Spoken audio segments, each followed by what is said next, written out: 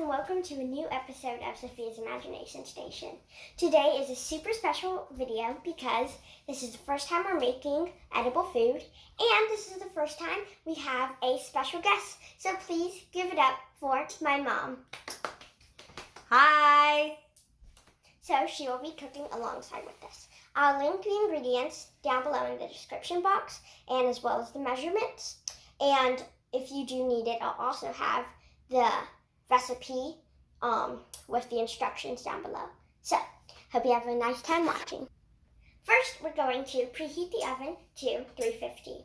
Then you want to melt your butter. And make sure to do it in the microwave.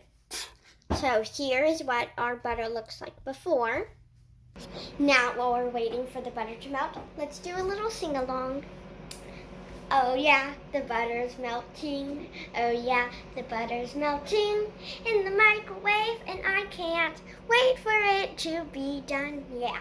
Oh yeah, the butter's melting. Oh yeah, the butter's melting, and it sounds like it is done, but is it done all the way? Yeah. So here's after. As you can see, the butter is a good consistency, and you want to mix it for about 10 stirs with your mini whisks, so you know it's all the way melted. So we're going to pour 1 cup of flour into the bowl.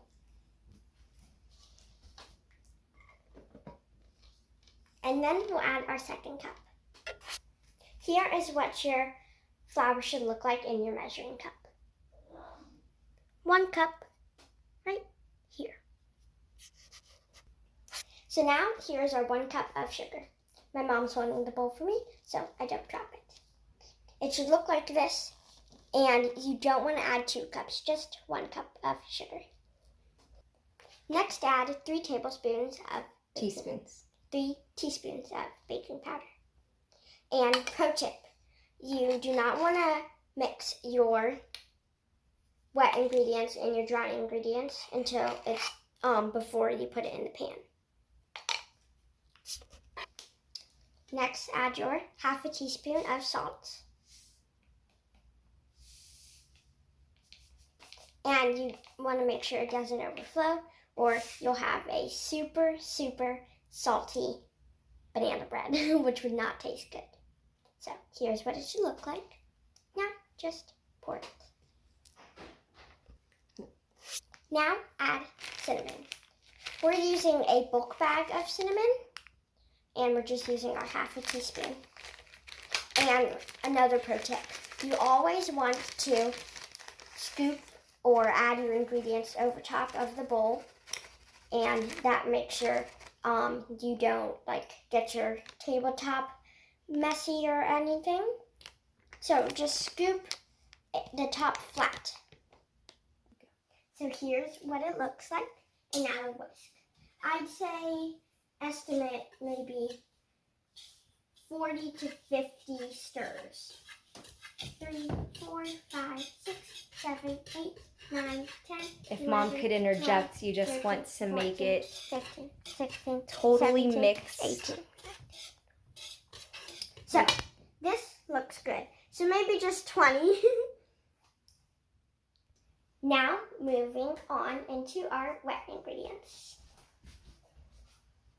So we have our melted butter from before. Hard to see, but yep, there it is. And we are now going to add our 3 super ripe bananas. So we're going to mash up the bananas into the butter, and we'll be back. Pro tip, chop up your bananas and then mash it with the fork. It'll be way easier since we've made this many of times. It's super hard to do it from just a whole full banana. While we're mashing, we're going to make sure we're using the fork flatly. This helps to make sure the banana is fully mashed and not just skipped. This is what your banana should look like. I know it looks weird, but it's what it should look like. Now you're going to take your 2 eggs, and here's my technique for cracking. Smack it, place your finger right through, and just rip it apart. The eggs are very, very, very good for your garden. The eggshells. Eggshells. And why are you doing it in a separate bowl? So we can whip it. And also so that the eggshells don't get in our mixture, just in case. All right. Now we're going to pour our eggs.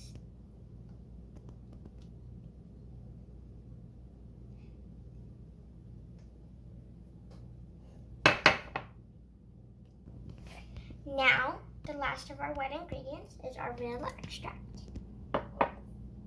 How much? 1 teaspoon. Wonderful.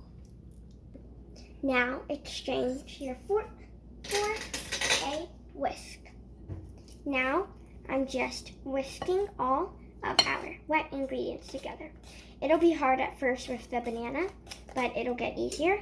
And make sure your egg yolks break, because you do not want to bite full egg yolks in your banana bread. Ooh. So, once your arm gets tired, stir with the other hand. And I'm going in, instead of a circular motion, I'm going under and then above, just like this.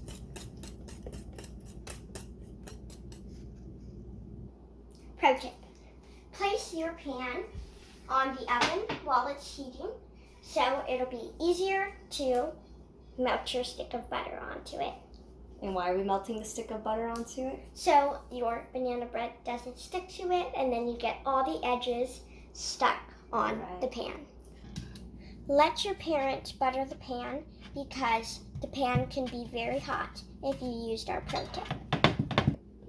Now we are going to add our wet ingredients to our dry ingredients. Just add it to whichever one's your biggest bowl that you're using. So now I'm just going to take the whisk around the edges to make sure I get everything.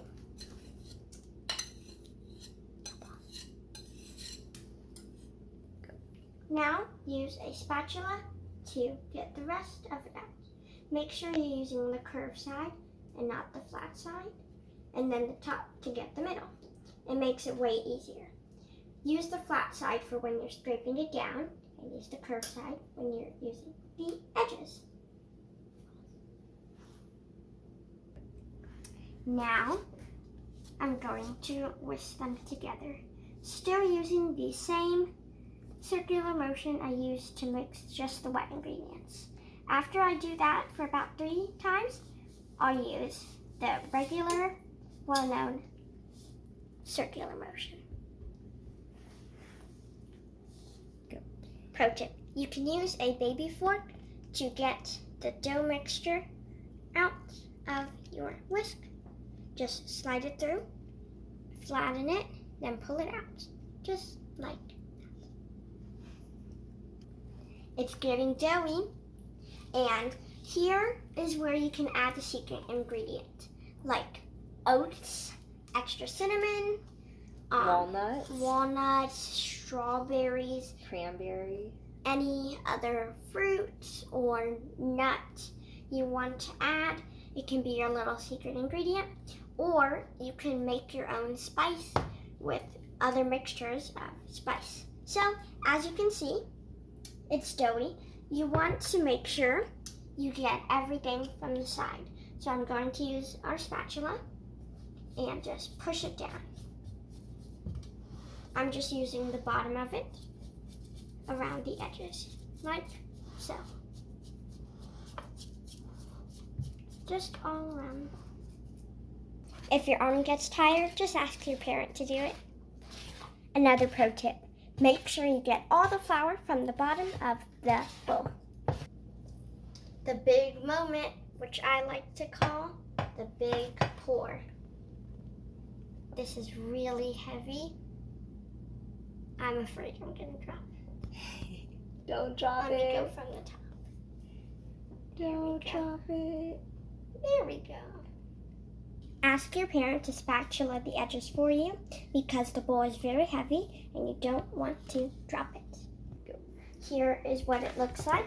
Make sure you're wearing oven mitts, and don't do this unless you're getting supervised by a parent. You want to put it on the top. Right. of your oven. Just like so.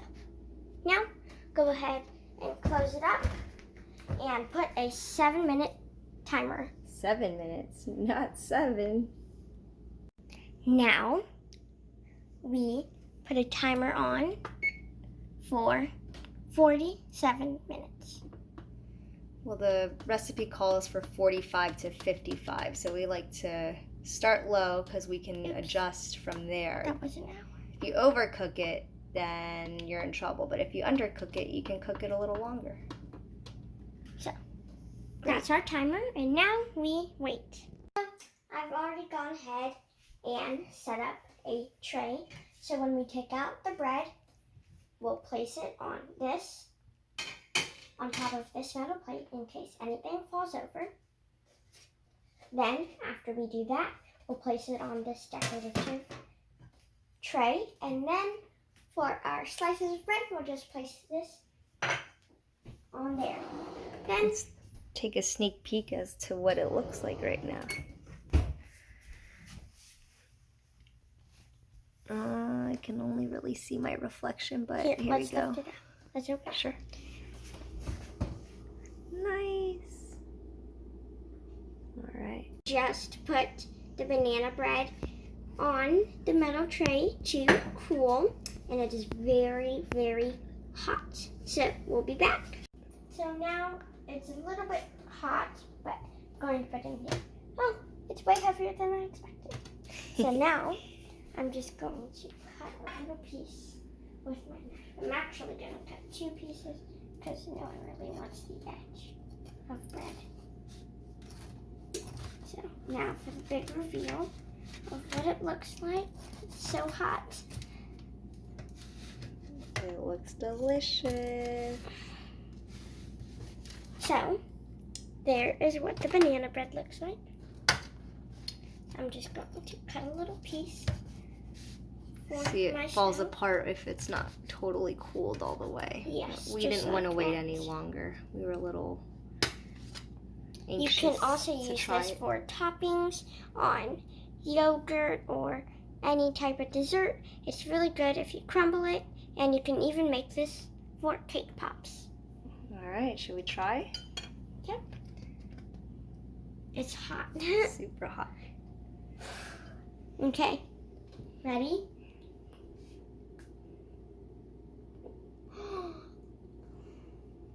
So good. That is so good. Excellent. I want some more. So, 100% kid approved. Yum. Make sure you hit that like button, comment down below, and subscribe. Thank you for watching. We hope you enjoyed our banana bread making. Hello, I just wanted to show you guys how to make a cake pop just in case you wanted to. So with that crumbled up bread here, you're going to squeeze it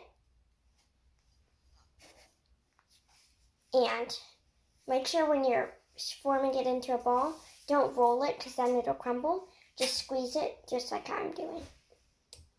Then you'll get melted chocolate or anything of that sort and stick a toothpick in there and dip it. So I have this very, very, very long skewer. So here's my cake pop. Super yummy.